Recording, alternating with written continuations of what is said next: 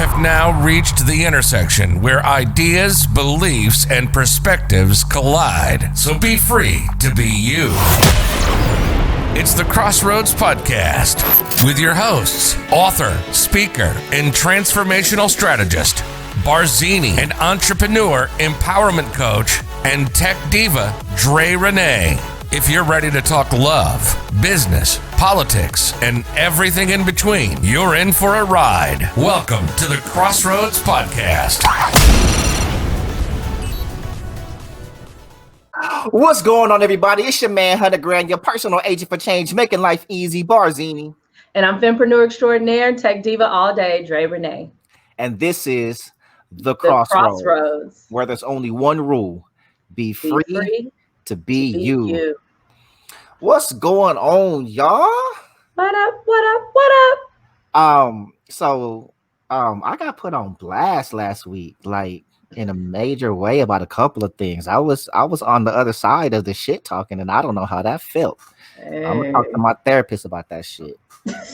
Well, good thing that you're back this week. We got somebody for you, right? Yeah. We got somebody because so I got put on blast for always talking about, we're gonna do a part 2, and we never do the part 2 of the shit. I say we're gonna do a part 2.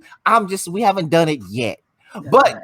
This week we got one of the part 2s I said we was gonna do a part 2 about. And that's it just so happened that's a part 2 from last week. So it's in order. Yeah, it's right. And you're gonna get this shit chronologically too. You know what I'm saying? So first of all, we hope y'all loving the new digs. Yeah, you know what I'm saying? It's nice around here. Look at that. The new look, the new scenery. We got you at the XrossroadZ. I got a new camera. I got hazed about my camera, so I got a new camera. I'm broadcasting to y'all in HD now. I thought friends don't let friends broadcast in SD. In SD. Listen. SD happens to good people. So yeah, we're no longer in standard definition. There could be some more changes. Y'all just gonna have to tune in and see. So last week we talked mental health and relationships, and this week we are going to continue that conversation. But first, I want to bring in our guest from last week, psychotherapist extraordinaire, the man whose beard I am highly jealous of. Because I'm trying, y'all know my beard. My beard is a character on the show, and I cut it off, and then I started growing it back. Now I don't know if you can see the little stubble. I'm coming back with it. I'm gonna get this damn thing to connect. Yeah, he just gonna laugh at me and talk shit because we already know that. But if you watch Love Goals on Oprah Winfrey Network, big time, he was one of the resident therapists. Listen, the resume is extensive. Speaker, developing some things. I don't let him talk about like the things that are coming down the pipeline for him. He's worked with couples in the past, but he specializes in imposter syndrome now. We talked about some of that last week. We're going to continue those conversations. It was a lot of fun, and we're going to have even more fun. Y'all, welcome to the XrossroadZ. My frat brother and friend and your parallel. That's right. All day. Welcome Stevon Lewis back to the show, y'all. Stevon. Yo, baby.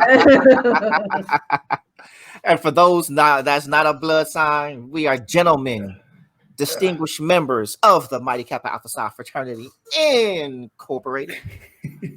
Shout out to the noobs. Hey, you gotta love them, right? You gotta love the noobs. I do, actually. Yes, if you know, you know. I see what you did there. I see what you did there. Oh, yeah. I see what you did there. Well played. Yeah, thank you. Shout out to #Boo. I would be remiss, bro. Yeah. I love it. Shout out to #Boo and the building. That's what we're doing on today. Yeah, that's coming in hot. Right, but what else we're doing on today that I didn't do last week? I owe our sponsors, our illustrious sponsors, a huge apology because I did not shout out our sponsors on last week's show. But shout out to our sponsors, House of 334. It's the house. And Carbon 12 Apparel. That is CRBNTWLV 12. Did I spell that? No, VL. I always spell that. LV was right. You right. LV was right.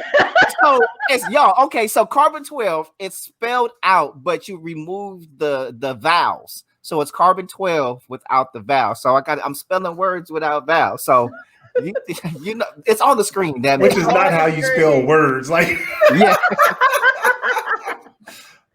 But shout out. That's why we put it up on the screen. We right, yeah. But it's real dope. Y'all go check out House of 334 for all your copyright branding needs. And when you need some new gear, go check out Carbon 12 Apparel. They got the new hotness on there. I got the new Black Madonna as well. I'm gonna rock that on our next show. So they were in town and they came bearing gifts. All right. Yeah. So Steve, in case you don't know, that's Damien and Angelina. No way. Okay. Yeah. Hey, look at that. Family affair. Black excellence. Hey, everybody leveling up. Hey, power couples everywhere you look, left and right. Yeah, so you know, hashtag booze all around, huh? all around. Every which way. One for everybody. Yeah. There you go. Right. Well, you know. You go to the site, you go see him doing his modeling thing. That's funny. And the crazy, awesome. the great part is when you buy the product, it comes with a wristband and a handwritten thank you note for your purchase. Like he does a handwritten letter. I didn't get a handwritten letter, but he did. Ouch! That hurt. That hurt. I mean, he did deliver one personally. Well, you got a hand delivered, so I got a hand letter. So you know, hand delivered product. I want my goddamn letter. Wow, big brother, hard to please, man. No, because you know what I'm saying. All of them ain't free. I don't get everything free. I do purchase. You know, when I purchase, I want. Damn it, give me my letter. Facts. You see how we do family? You see how we do family? Right. You got paid you gonna shortchange me. That's all good though. Yeah, nah. That's I'm super proud of the House of 334 and Carbon 12. You know, and we are going to soon be sponsored by the book Hello Me, Nice to Meet You. All right. Yes, sir. I'll tell you. Yeah, we got a whole launch coming with that later, and then there's another one. There's several coming down the pipeline. So I need y'all to be ready for all of that stuff. Yeah. So now that we've finished the plugs and everything, we have another pay the bills. You gotta pay the bills. You gotta pay bills. And speaking of pay bills, y'all don't hesitate to donate to the show. We got right.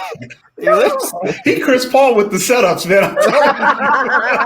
Hey, he's quick. He's quick. You gotta be ready. Listen, the live. No, what's more is she controls all of that shit. Like everything that you see, she's doing that. Like she just listen. It's chemistry here. It's chemistry. There it is. Hey, you know what I'm saying? Griffin, I like it. We meet each other at the crossroads. I could not ask for a better partner. Yeah. Look at that. Oh, I feel the same. Me too. Oh, that's common. Hey. So Stevon, you don't have to be introduced to the segment because you joined us and did a great job last week. But it's time for another section of the fuck. So we have yet another social media scenario that we are going to dive into. Last week yeah. And so this week is even more interesting. Last week we talked about you at a barbecue and another woman is making your man a plate. What would you do? And then the fellas, Stevon and I had to respond as if we were the guy that the plate is being made for. Right. But this week is even I'm not even gonna set it up. I'm gonna hand it off to Dre, and Dre is gonna let y'all know the bullshit that we gonna respond to. Okay, here's the scenario. My husband and I were at a friend's house for game night when he drew the question: if you were trapped on an island with one woman, I guess another woman, right? Or a person of the opposite sex is probably what this should say. Who would it be and why? His answer was my friend because, quote, I admire the way she listens to her man and stays calm in every situation. So it's easy for him to have peace in life. My answer is not about sex, but peace. Before I knew it, I jumped over the table on him. Everyone had to pull me off of him. He was so embarrassed and disgusted. He got his jacket, looked at me and shook his head and then left. Later that night, my friend, the one he named, and her husband called me and told me I was wrong. Do you think I was wrong for my reaction? What is that? What are people doing in life? What the fuck? What the fuck? Like what? Exactly. That's how we named this section. The fuck? Oh, bro. Okay, first of all, don't jump across tables on people. Like that's a no-no. So yeah, you're wrong for that. What are you jumping across tables attacking people for? Like that's ridiculous. And I mean, there's so much there. I don't even know how to answer that. Like, were you wrong? Yeah, don't jump across the table and attack somebody else because you were unhappy with the answer they gave. It was a game. It was a hypothetical. So, like, why are we going to this space of like it really happened? And I'm done. I'm done with this. Like, hey, I'm out of there. 100%. Never again. Yeah. So for me, she literally every point that he addressed, she proved him right. Like if I had to break it down, these are the reasons. I admire the way she listens, right? Right. Well, let's start there. That's point one. Next. And listens to her man and stays calm in every situation. Exhibit B. Jury. Right? Exhibit 3. So it's easy for him to have peace in his life. And that's what you heard him say these things. And 1, you didn't listen because he's clearly trying to tell you something. 2, you didn't stay calm. No. And 3, you did not offer peace. You chose violence. Oh, brutal. I'm like, see, but I will say this: like, there were some responses that said like, "Oh, he shouldn't have said that," but also her. I'm adding shit to the scenario. She's probably one of them ones. I want the truth. Yeah. But this is going to a place now. Yeah, no, it is. It is absolutely going. Yeah, it's going to a place now. Are you sure you want to continue down that road? Nigga, do you know? Have you met me before? I have. I'm trying to help you. I'm trying to Chris Pine. I'm trying to throw you a lob. Listen, I never needed no protection. We'll continue on, sir. I always come for the smoke. But no, they say like it's one of those scenarios where you say you want the truth, but then you want to dictate how and when you get said truth. You got the truth. Now, for him to say it in that environment, do I condone that? I probably would have lied, but that's better. Because I never mind. I'm not even gonna say that, but. I think like if I had to add shit to the scenario, because I'm adding shit that wasn't said. Maybe he's been trying to say this shit before, and maybe he thought this was a safer environment to say shit that he couldn't say in private because this is shit she does. Like if he was not writing that assessment. If she came across a table on your ass, imagine what she does in private. You know what I'm saying? Right. I'm gonna say this shit now because she not gonna do nothing now. Well, she did. Yeah, I'm glad he got his coat and left, and that was his response because that could have escalated to a whole different place. Right. It's like you remember when they say like when you break up with somebody, do it in a public place so they can't cause a scene. Like she don't give a fuck. She doesn't care. Yeah, no, that nigga, there is no safety, nigga. She is Cersei Lannister and chooses violence. Not Cersei Lannister. Or was it Baratheon? Oh, here we go. Here we go. I am a Game of Thrones snob. I didn't watch it, and I was like, no, I'm not gonna watch it because it's too much. And I binged that shit. Yeah, I did. I've watched all 8 seasons. I think it's 4 or 5 times now, and I'm gonna go in because it's 10th anniversary, so I'm gonna go in again. Oh. Jay, like last week, she was on some. There was a time when she might have had a problem with the place, so I really want to see. Like, I'm waiting to hear what she says about this because there was a time. Like, which one are we gonna get? Are we gonna get the saved and brand new version of you, the one that's more refined, the more refined version, or are we gonna get the one that? I think I know what she's going, but let's see. Yeah, no, you're gonna get the new one. No, actually, even in my day, I would have never jumped across the table on my dude. Like I think the last time that I fought a boy, I was, we were young. I'm like, I don't fight men. That is not anything that I'm interested in doing. Or even arguing and all that kind of stuff even in private. I'm just like, I don't know if it's getting old or what. Like, I just don't even have the patience for that. But my thing was, I agreed actually with Barzini, like, oh sis, you're making it hard to defend. I was like, I can't defend her. But was that your knee jerk to want to defend her?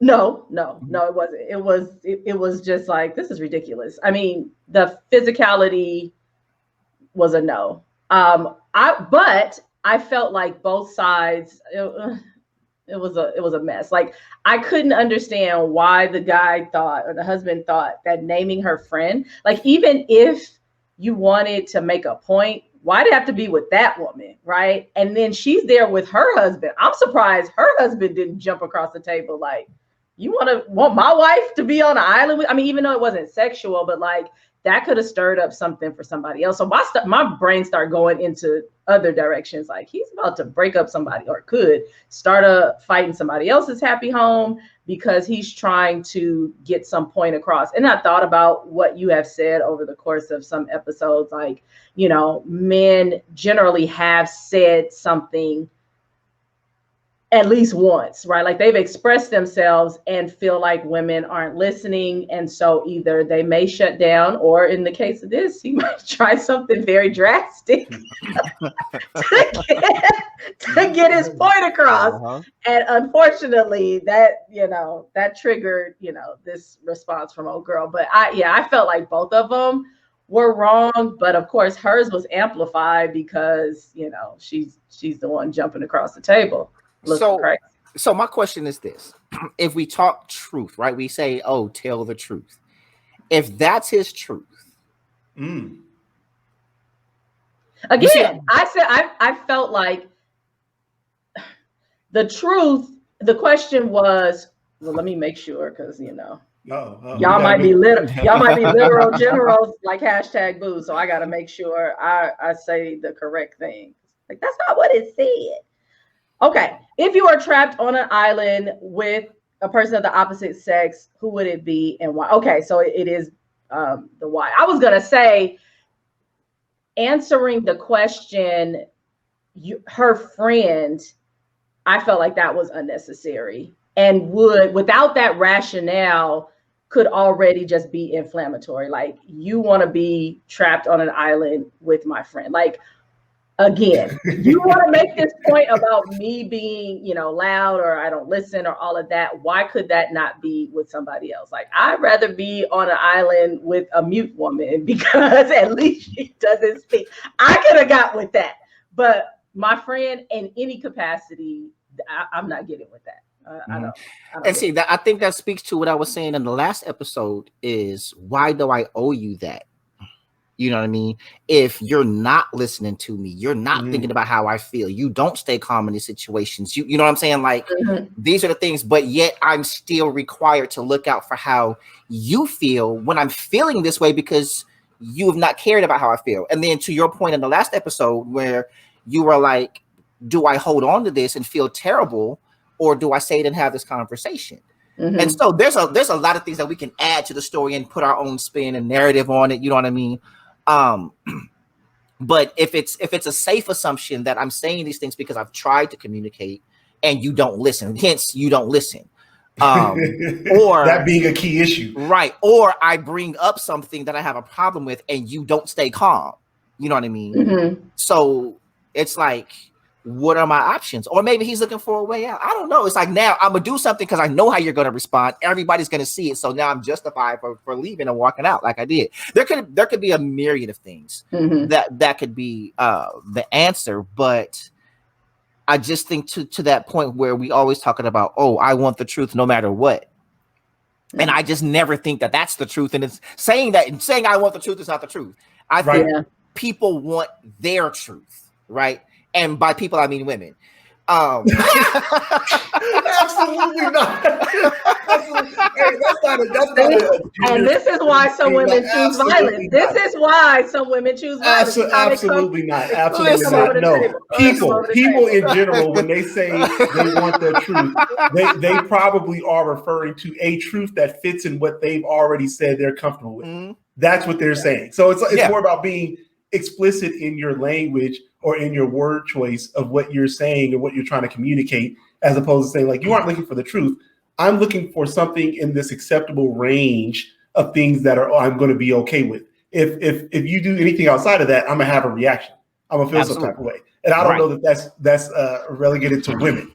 No, I'm speaking of that because it starts shit, and that's fun. And I'm a guy, and I don't experience that from guys. I'm pretty sure we do it, but it speaks to the narrative that I often say: if I have to cater my truth to accommodate your feelings, it ceases to be the truth, right? It's like, tell me the truth, but don't say it like that. Tell me the truth, but don't say it at this time. Like, do it when it's convenient for me to receive the truth. And that's not the truth. Like, if you say, okay, like the example I give, like the am I fat, right? That's how do you answer that one? Right. So no, me personally, I'm like, you look good to me. Yeah. Like, but what I'm saying is, my true feeling, like, you're not asking me, are you fat? You're asking me, are you attractive? Good, ooh, yeah. Hey, so here's where you're getting into a thing about messages and meta messages, right? Mm-hmm. So the message being the literal translation or understanding of what I've communicated to you, the meta message being the kind of unstated part of what you're really asking the question. So you're pointing it out. So, like, if I say, does my beard shape nicely? You can say, yeah, it's cut well, like you said. What I'm really asking, though. First of all, fuck your beard. But go ahead. I don't have it up here, bro, so I got to do something, right? I don't either. Right? Damn it. Yeah. I'm like, well, you know what? DNA, lover. I don't know what to tell you. Yeah. And the meta message being that part of, like, am I attractive? So when people are responding, you got to be clear that when you respond, you're responding to the meta message and not the message.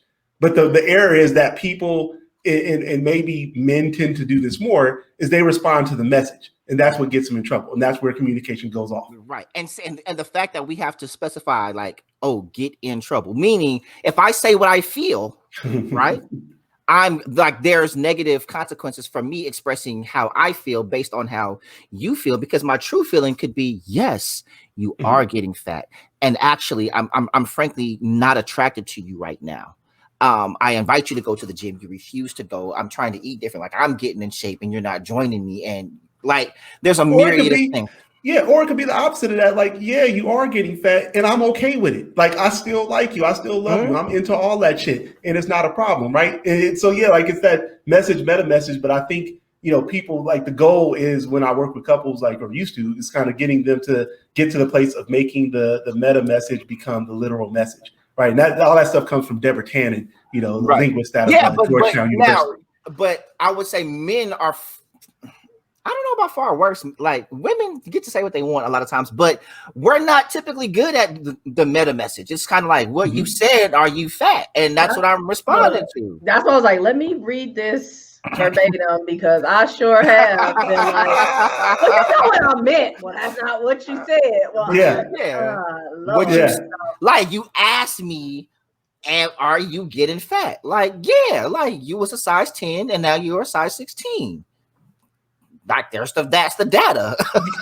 Your weight increased. That's where we are. Your weight increased. What you do with that information, I don't know. Yeah, now you mad at me for answering your question. Okay, so maybe you should ask a follow-up question. Right. Like, or you want? Yeah. Or you got this dude right here. Like, he hears that and it's like, finally, I get to tell what I've been thinking. Like, she asked, because I couldn't volunteer that information. I can't just say, hey, babe, you kind of, now you asked me, and you in more trouble than you would have said the shit yourself. you know what I'm saying? So in these scenarios, when this happens in couples, who do you think the onus is upon to kind of ask for more clarity? Is it like the sender of the message or the person receiving the message? The encoder or the decoder? You know what? That's a loaded question, in the sense that, and I'm gonna say this, it's because you can only answer a question where you understand it. So if you ask me, hey, am I getting fat? I understand the question to me. Yeah, you do. Right? But right? did you understand So, it in the way they meant it? No, but that's the problem. So, like, if you're that, like, okay, me, Barzini knows, nigga, you not asking me that shit. I know enough to know that, like, right, right. Average nigga though, average dude is like, you just asked me if you fat. What the fuck? You know what I'm saying? And so they're not. It's that facts versus feelings type dynamic. What I'm really saying is, which and then you get into the thing where men don't know how to communicate, but you want me to respond to something that you're not even fucking saying. Like, hey, you know, this has happened before. Huh? This that escalated quickly. Oh no, this is called Tuesday for me. Like, I deal with this shit all the time. Like, this is what you said. But you want me to, like, no, so it's me. Okay, so for me, I'm big on accountability, right? Mm-hmm.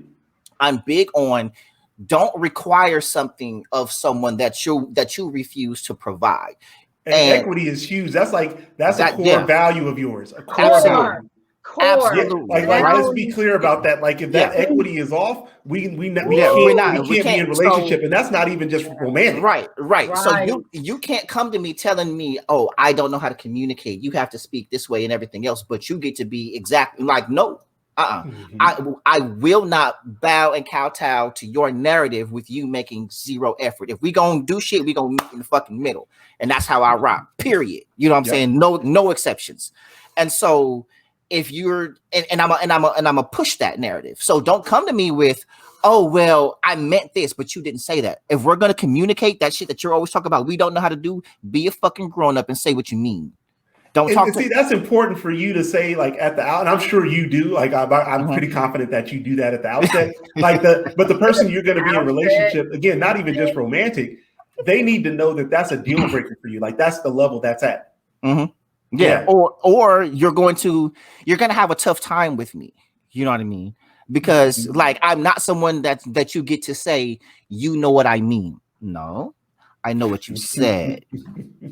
That's what you don't get to assume what I know, right? Because what you're doing right now is you're trying to prescribe a response from me based on what you think I should understand. Now, I'm a pretty bright guy, but I don't always understand what you're saying. Sometimes I'm a getter. I can't read your mind. So if you're not clear, and you need to purpose to be clear, so that I can respond in the way that you need me to do in this moment. So are you looking for a response, or are you looking for validation? Like, what are you looking for? Because I'm not good at validation. He's like so self-proclaimed. I'm not really great at that. Like that. I mean, I can do it, but you have to set me up for success, though.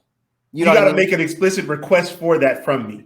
Right. Or learn me enough to know how to communicate, and I can pick up, like, if and that takes time. Like if over time I'm like, okay, this is one of those moments where we probably had some conflict, and now this looks similar, and this is like, oh, you know what, that last time she needed validation, and this looks like that.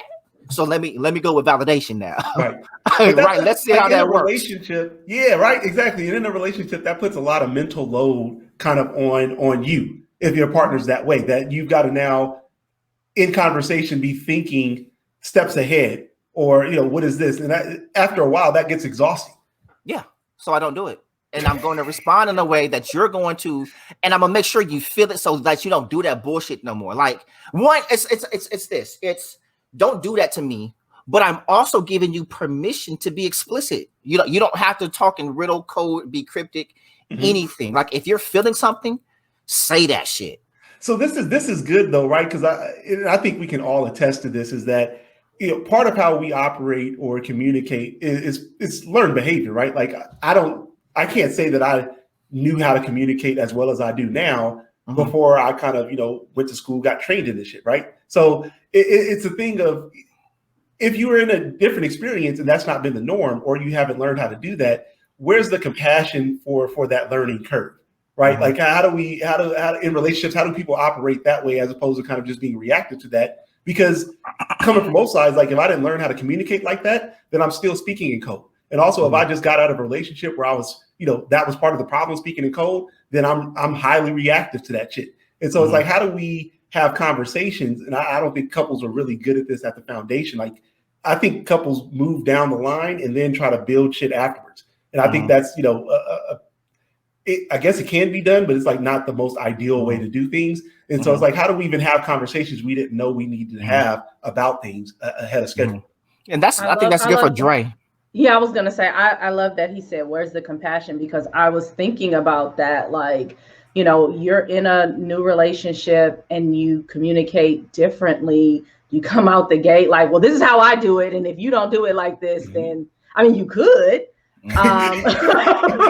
It's possible. You can do that. You could, but, provided you really care about the person, or maybe you're feeling them enough to know, like, I want to explore this further, then there's work that's done. Like, I never really understood why people say, like, oh, relationships and marriage is work. Like, I thought, like, well, shouldn't it just flow? But even when it's good, it still takes work, like, because we can potentially be speaking two different languages, or we can communicate in different ways. You might respond to something differently than I do. Like, it's a consistent learning and willingness to learn. Like, that's the biggest thing. Like, sometimes people just like, I am who I am, and that's about all that you can expect out of me. And there's really no willingness to give. And I heard you, Barzini, you kind of switched real fast, but you said, like, she learns me enough to know, and then I think you cut left. But that was the thought I was having, like, for women or a woman, maybe she might be thinking the same way. Like, my man should know me well enough to know that if I ask, am I fat? I'm not literally expecting him to obliterate me, because clearly I already feel a way if I'm even going to ask you. Maybe if he knows me well enough, it'll be, are you feeling okay? Or, is this something that you really want to talk about? Like, we'll get into that versus, you fat, and because that's what you asked me. Like, it seems very callous. And I think it's not that people don't want the truth, but when we say, or when we hear, there's a better way for you to say it and those kind of things, it's just because the expectation is that the person that I'm with would not handle me in a way that somebody in the street would handle me. Like, yes, you're telling the truth. I can't fault you for telling the truth, but do you have to hurt me in the process? Is there a way that you can still be true to how you feel, but not, even if it's a disclaimer, like, look, this might this might sting a little bit, or do you really want me to comment on that? So I don't think it's that you should not tell the truth, but to also consider your partner when you're delivering the truth. And I think that's the difficult part. That's where we're at the crossroads, right? because they're like, I feel what you're saying as far as like communicating something to, you want to protect your partner's feelings, but the reality is you both have feelings over the same thing on opposite sides, right? And it's kind of like, for me to express what I feel is going to hurt you and affect how you feel, right? And so we're both not going to feel good at some point, right? It's like I can do the tactful thing, or however you receive it, or maybe not give the truth, or whatever it is to validate you and make you feel better. But I'm suffering because, like, maybe the attraction and my desire for you is fleeting, and I need that, and I don't want to step out. And so it's like, I'm not doing that. I'm being faithful to you, but I'm not, you know what I'm saying? And then you start feeling it because it's like, you're noticing I'm not touching you or whatever, because I'm not attracted, And so now, but I can't tell you that. Like, how do I tell you tactfully, I'm not attracted to you right now? That's why I'm not. And it's because it's the truth. Like, if we talked about the truth, even if I say at night, like, babe, I'm just really like, I'm not feeling attracted to you right now. Like, there's no fucking way to say that that's not going to hurt you. Right. No, you're right. You see what I'm saying? It's going to be painful. Yeah. It's going, going to go to the doctor to get a shot. And now I ain't got to be like, bitch, you know what I'm saying? Whoa. That part. But I might as well, because it's probably going to hurt you. I'm being facetious. I don't know that. Right. But here's the thing though. You can hold on to something so long that at the wrong time certain shit come out, and then it is, and you fucking fat. And with your fat ass. With your fat ass. That's not. Hey, that's problems. Like you can't be holding on to ammo, collected ammo the whole time. But no, and it may not be you purposely holding on. It's just those things that you can't say. Yep. Mm-hmm. You know what I mean? And well, then it not can't say, you haven't said. Well, I mean, according to what we just talked about, I can't say it. If I'm looking out, right? If I'm looking out, and this isn't just like men talking to women. I know women deal with the same thing because they talk about men's, fragile ego or whatever. You know what I'm saying? Like, okay, if we say sex, right? Let's say dude's not putting it down. How do you tell them that? What's the best way to express that? Now, some women be like, nigga, you like, but typically that turns into a comedy sketch. Like when a woman is telling a dude, "Oh, your dick little," or you can't fuck, whatever. Like, like that's a whole scene from whatever show where she just clowning dude. Right. But, and it's funny when a dude got a little dick or he ain't got stroke game or whatever. But if you flip that scenario, is it going to be as funny? You know what I'm saying? Like, never. I've only seen it funny once, and that was in Baby Boy when he was like, "Bitch, you can't suck dick anyway." Like, you know. But typically, when we look at that scenario, it's don't shame her. You got to work with her, talk to her, tell her what you. It's like we want to protect her, but fuck that nigga. He need to know. He need to know. You a grown ass man. You should know. But then turn around in the next scenario and you try to do your. Because every dude got a basic package. We all got the same, not all got the same shit, but every dude has his basic package of shit that he does because it worked somewhere. The first time it worked, he's like, nigga, that's it. my go-to. That's the move. That's the move, right? So he gonna do all the other preliminary shit, but at some point he's gonna go to that move or that position that Karl Malone and John Stockton, the pick and roll's gonna come out, Jack. Yeah, it's gonna come out, right? But to you, it's like, what the fuck was that? And it's like, because all women are different. All women got different stimulus and everything else. So you can't be like, all women are different and then be like, what the fuck are you doing? I'm like, I'm doing the shit that I did but now don't say that who it was, because that's going to be another problem. I think you like something you guys both mentioned early on. Well, I think each one of you said a thing that like kind of, in me, like perked my ears. Was the way I think is, I think Jay was saying it this way of like saying should, like, should know, my man should know or a woman should know or whatever. And it's like that should places that demand. So it's like now it's this hardcore expectation that if I don't get this, then whatever I get outside of this is unacceptable and unpleasant. Right. And it's like, maybe we need to temper that language. I told you I'm big on language. So I temper that to, it would be nice if, they knew and I didn't have to explain, or, I would like it if. But, when we say should, it places that demand on it. But then there's something else that I learned, like when I was listening to you, Bars, is that you're really self-aware, like, who you are. Yeah. And so part of like the I guess, unstated expectation for you is that there's a hope that the person you're in a relationship with is also as, self-aware about themselves. Like they have that same level of self-awareness. And that may not be the case. So like when you're saying, well, know me enough, and it's like, well, that's because you're really clear about who you are so that you could speak to, hey, I'm not good with validation. Other people might not have done the work or have that kind of relationship with themselves if they know enough about who they are and how they operate to be able to communicate that to somebody else. So I didn't want to like gloss over that and say like that's a minimized thing. Like that's really important. Like you're bringing something to the table in regards of like your own self-awareness that is not universal to everyone. Right. Well, but to compensate or to supplement that, what I offer is this: there's a learning curve, right, or an allowance to be honest about not knowing. You know what I mean? So it's like, don't bring me your representative because I'm for sure fucking not gonna do that. You know what I mean? It's like you're allowed to come to me imperfect.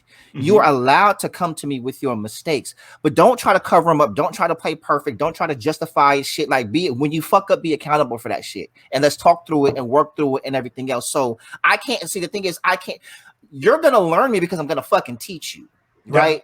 By what I say and what I do. I'm going to tell you, this is who I am. This is how, and that doesn't make me uncompromising. Yeah, I know how to maneuver, but if you aren't willing to become self-aware or to become comfortable in letting me know who you are or what you're feeling at any given moment so I can learn you, then, you know, so it's like, I need you to accept that permission and that allowance that you don't have to walk on eggshells or this, and this. Let's work through that shit. You know what I'm saying? Like, let me know who the fuck you are. Or if you don't know, we're going to figure it out together. I wrote a book on self-discovery. Like, that's, you know what I'm saying? Chapter 1.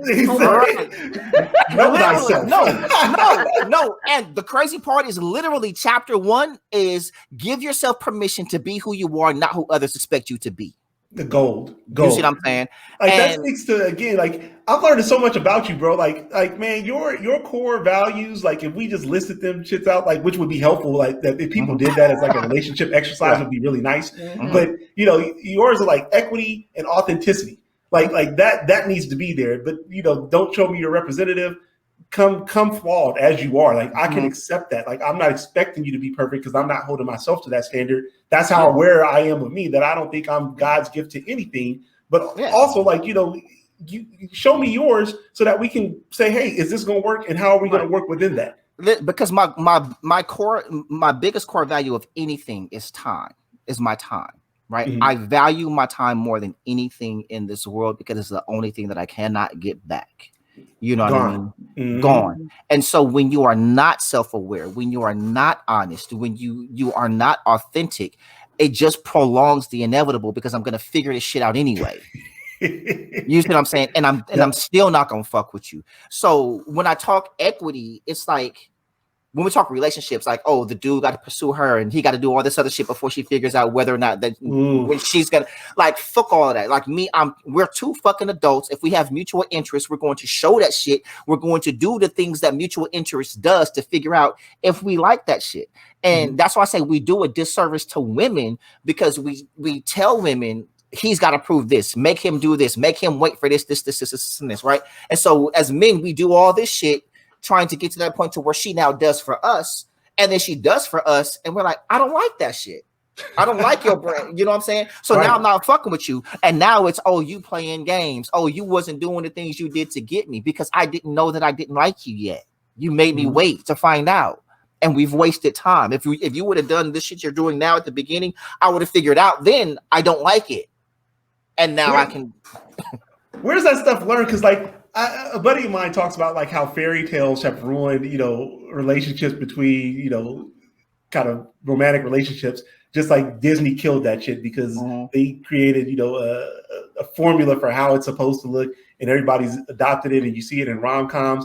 Like, I guess that stuff's around, but it doesn't seem like maybe men took that on, or like maybe women did. Like, I'm not sure. Something happened though where the same message wasn't received for both parties in terms of that representation. And I think it causes a ton of problems. Yeah. Well, I think that because we live in such a maternal society, right? And a lot of people, that's a trigger for a lot of people because they think that I mean matriarch. I'm not talking about matriarch. I'm saying maternal. You know, yes, the patriarchy exists. We know that, you know, but that's not what I'm talking about. I was going to say, are you talking about Black culture, or are you talking about just in general? In general, but let's talk specifically Black culture. Everything is about mom. Everything is about 100%. The woman. You see what I'm saying? And so the cliches and the narratives that we live by, and I've always talked about, we say, if mama ain't happy, ain't nobody happy. Happy wife, happy life. When we look at Mother's Day is the biggest holiday after Christmas. Where, you know, like Valentine's Day is not about the dude. Right. And so men, and when it comes to relationships, men's happiness is not prioritized, right? We are trained in culture to make sure she is happy. And if we do that, then she makes us happy. You see what I'm saying? It's conditional. Damn. Exactly. And not only that, our value is connected to our earning potential, whereas her value is connected to existing. You see what I'm saying? And so we connect her value because listen to the things like in the Black culture, our foundation is what? The church. So what is the church teaching? He's supposed to pursue you, a man that pursue, you know what I'm saying? He that findeth the wife. And that's not what the word is saying. That's the most misinterpreted scripture that we use. And then you got cats like John Gray talking about favor factor and she's the prize. And then you got these Derek Jackson guys. And so everything is like, look at the face. Yeah. Oh, because she know, listen. And he was like, yo. Right. So what we're saying, and And the thing is, it's not that I'm not saying women aren't awesome and amazing and deserving of so many things and they're needed. As men, yes, we need women, but what we have positioned in society that women are to do nothing, like your existence is enough, and men, you have to prove yourself worthy of her existence, period.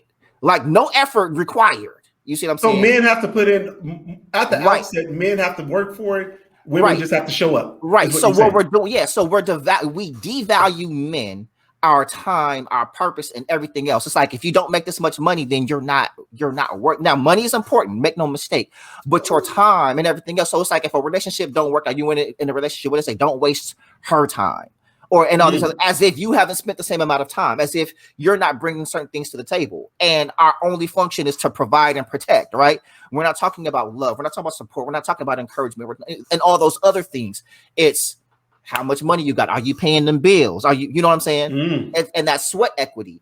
And so it's like at the outset, you have to pursue her, call her, plan, open doors, be chivalrous, and everything else. And when you ask, what is the ROI? There is none, because the expectation is expect nothing from her. Just because you did this, don't expect anything from her. She don't owe you anything. Well, what the fuck am I doing? What am I in this for? That's just like your ticket to get in there. Like, you know, once you get in Disneyland, you still got to pay for any, right. Souvenirs, you got to pay for food. That was just an entrance fee. Right. And that's not every woman. I'm just saying this is the social construct, right? On average.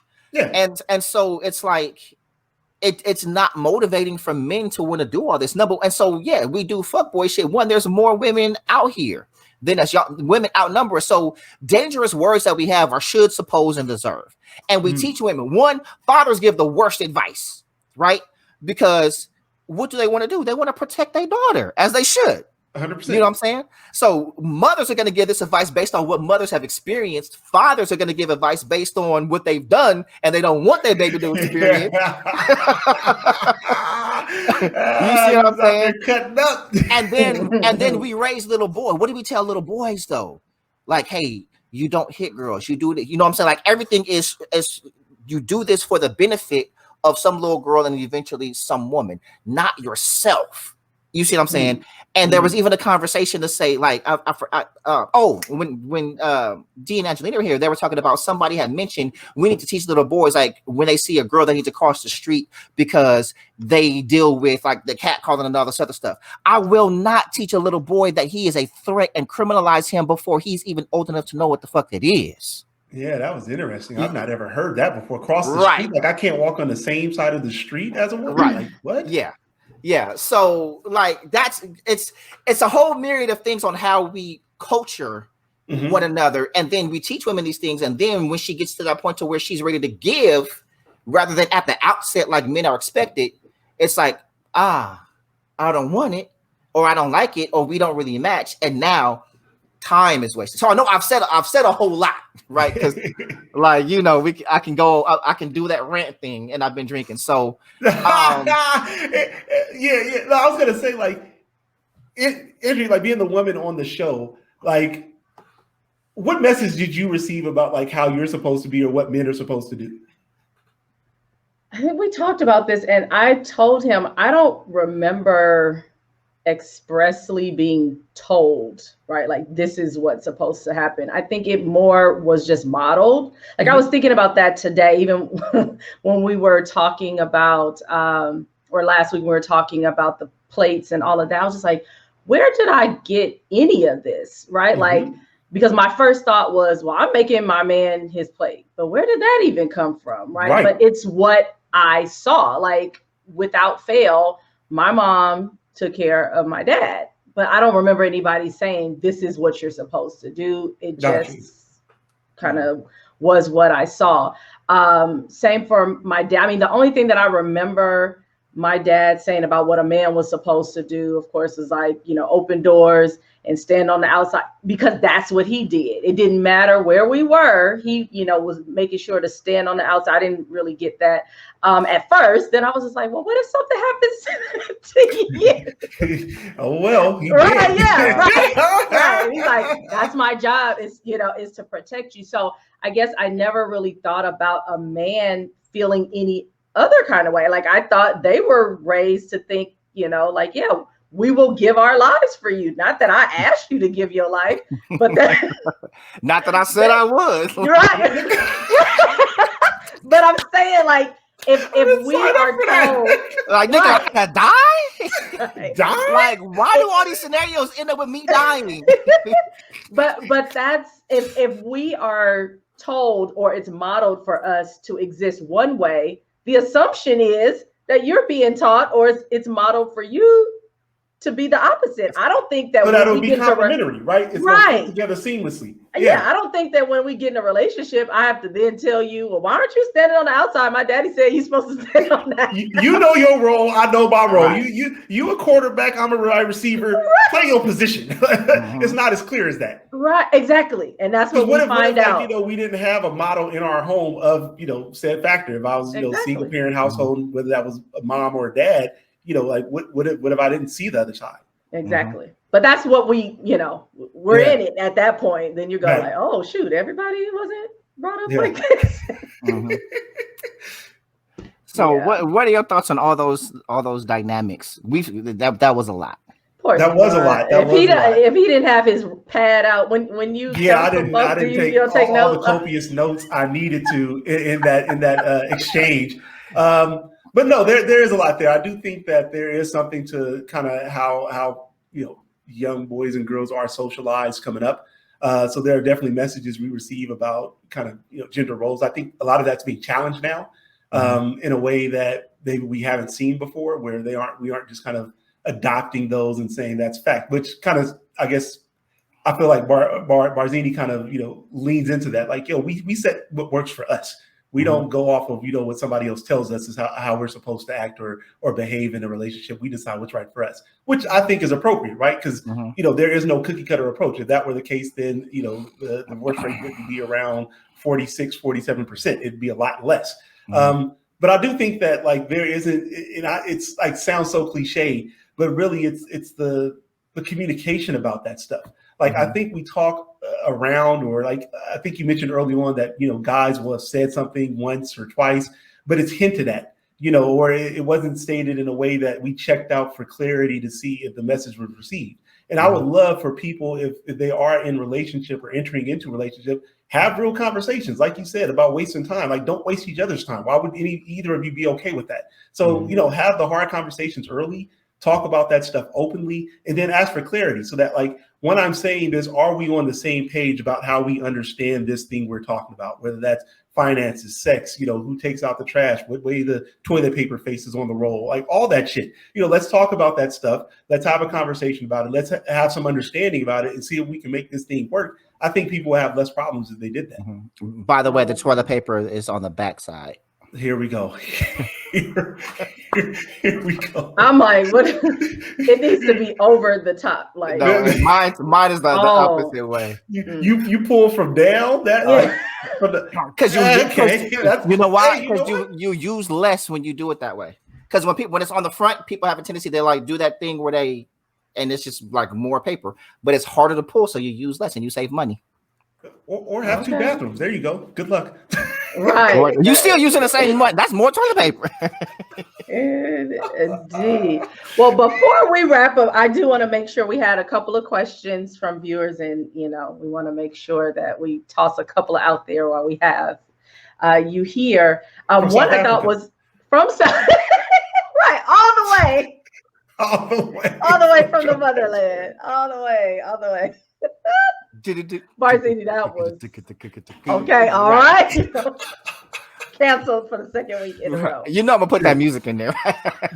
Oh my God. So this question is around, and I think honestly you probably answered it in what you just said about communication, but this was specifically around like submitting to your partner, and of course, the woman that's submitting. Yes.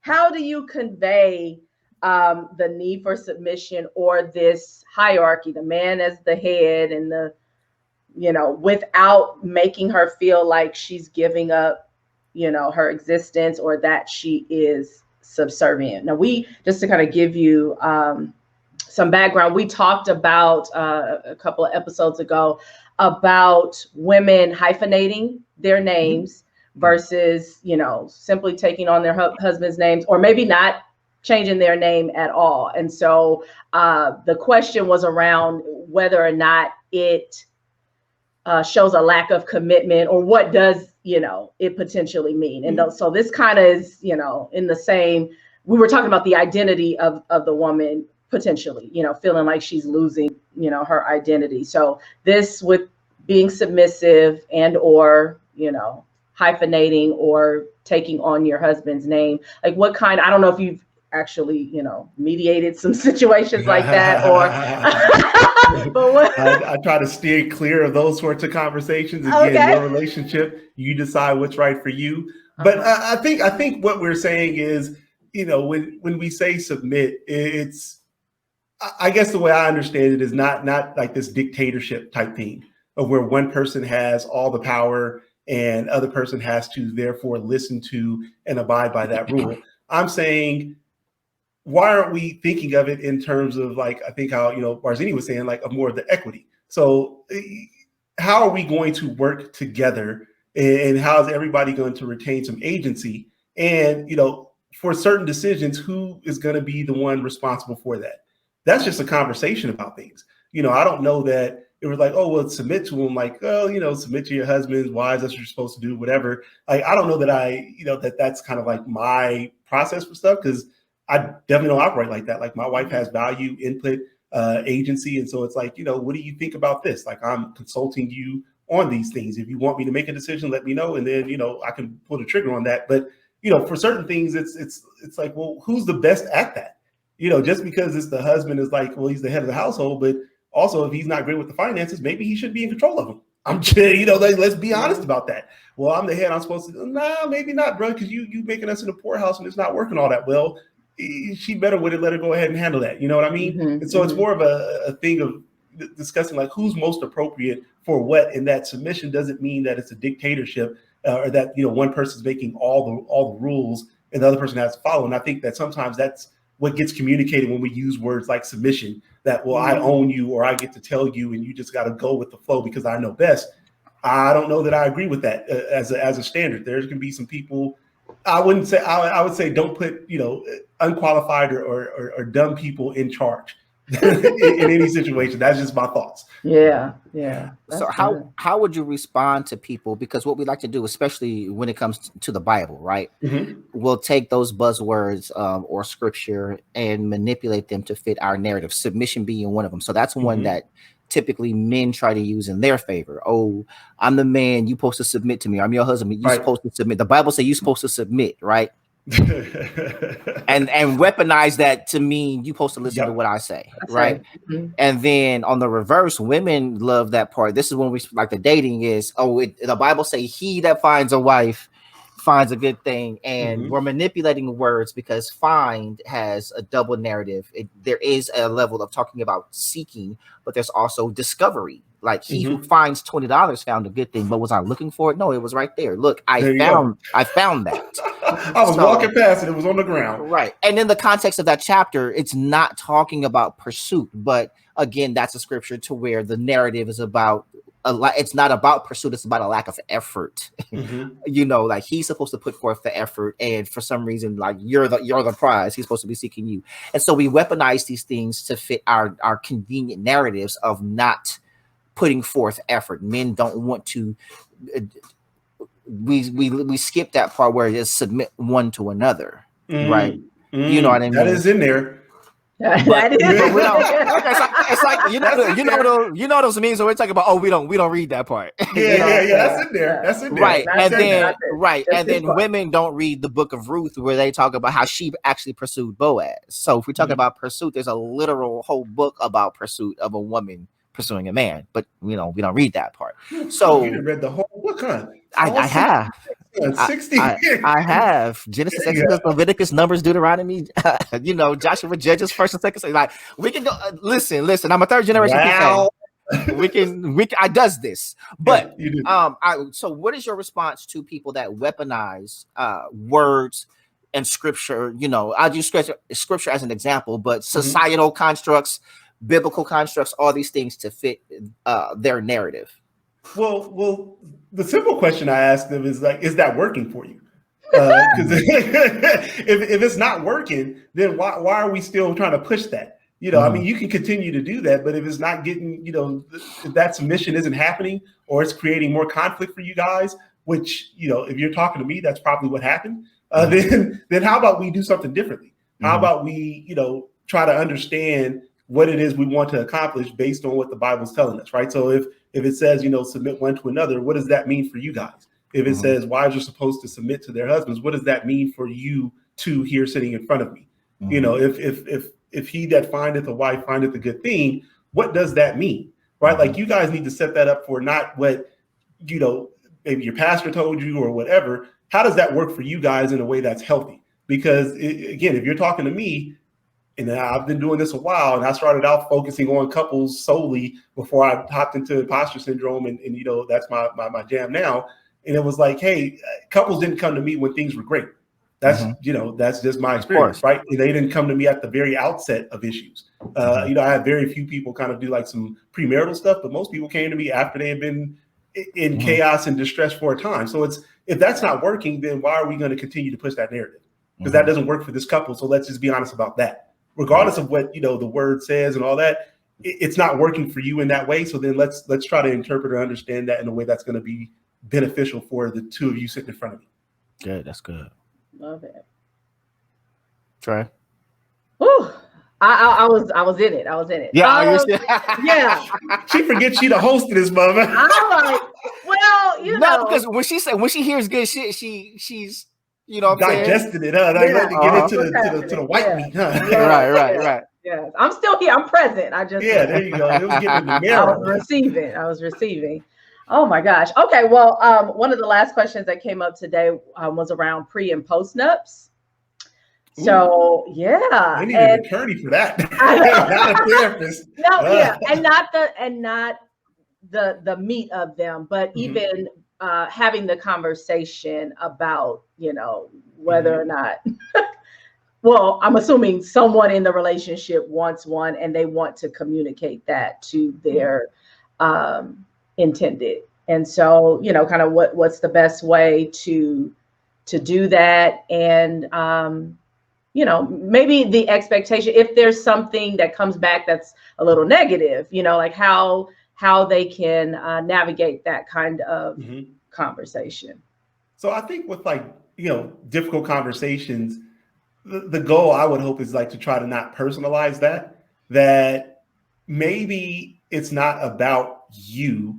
The request they're making isn't really because they don't trust you or they don't want you to be taken care of, because having a prenup doesn't mean that they aren't really going to set you up. It's like, oh well, prenup means you're not going to get anything. Like, I don't know if that's what it says. Like, maybe, but maybe not, right? Maybe it says I take care of up to this point when we separate. I don't know the language, but I think not personalizing it, that it has some greater meaning or kind of ulterior, kind of meaning about who I am or what I mean to you.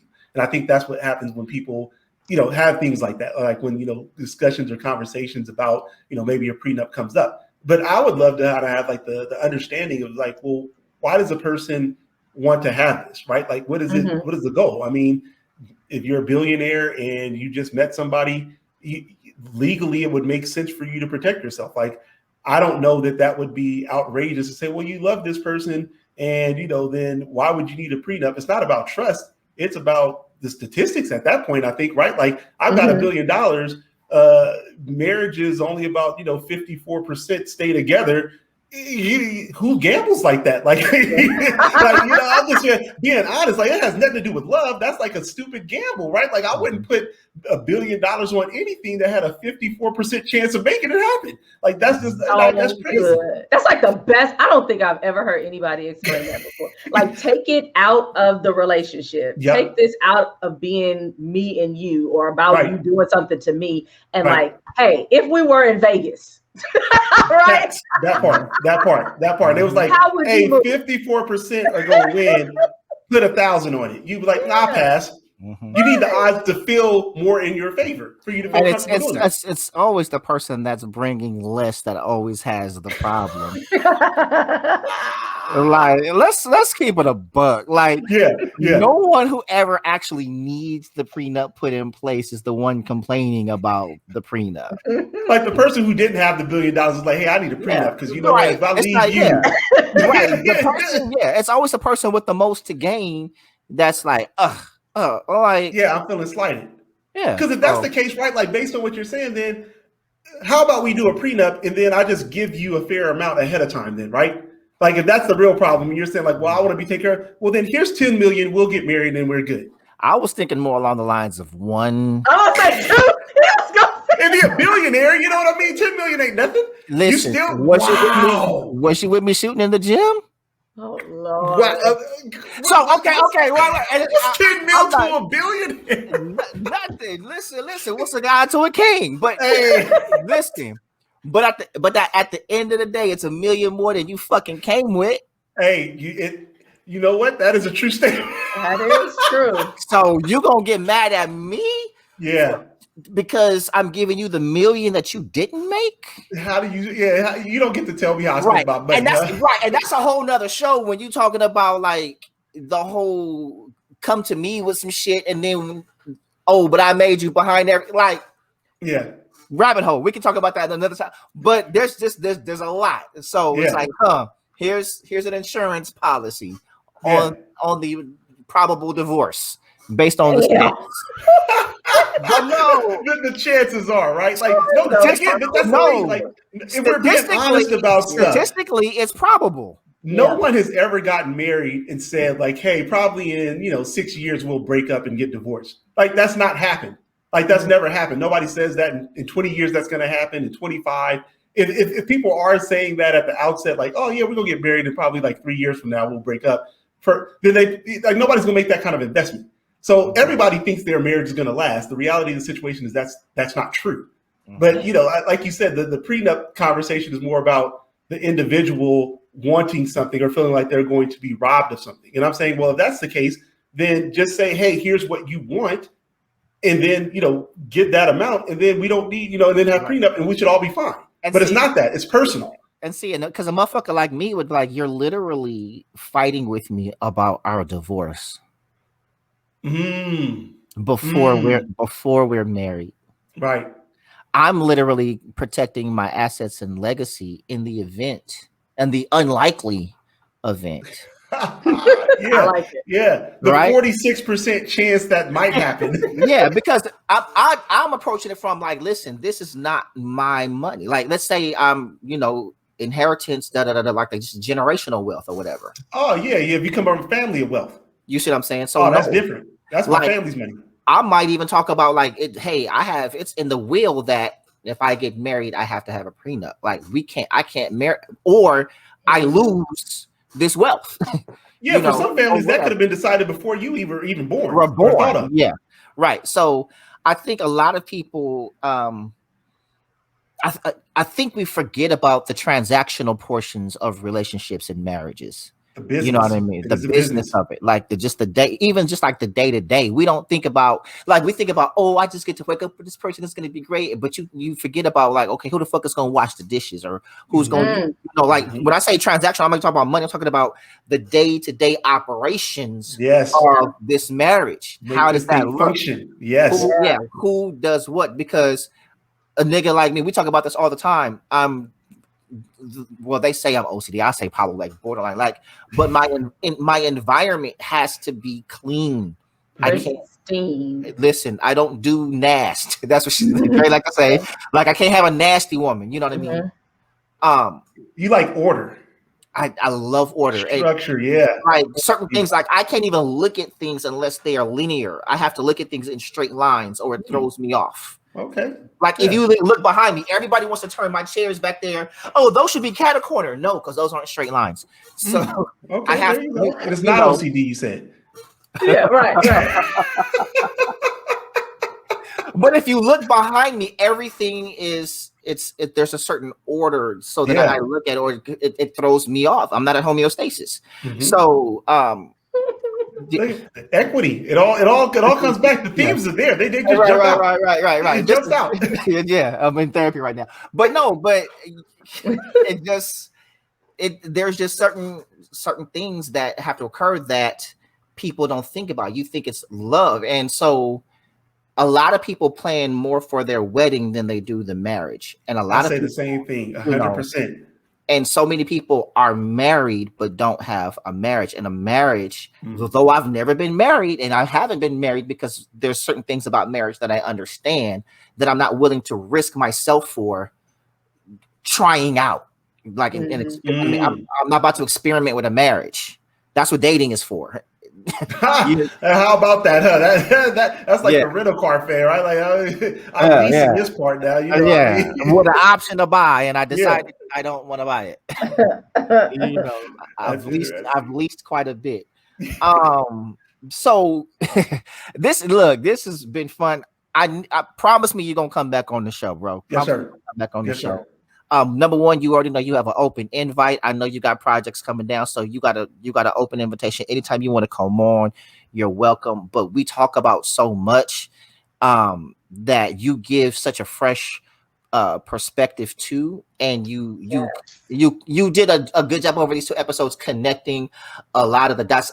People like to watch me and Dre go at it in our various perspectives and stuff like that, because we feel a lot of things, and what we know that feelings are valid, but feelings aren't facts. And so just getting that fresh perspective, and you didn't come in with a strictly male perspective or strictly protecting female perspective.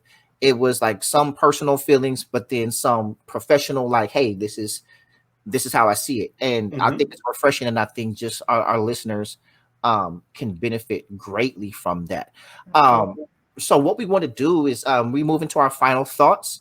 And as our guest, we'd love to start with you, like your final thoughts of what we've talked about over the last couple of weeks. And where everyone can find you, reach you, see you. Sure. I think, final thoughts, I think that don't jump across the table and hit your significant other if they say some shit you don't like.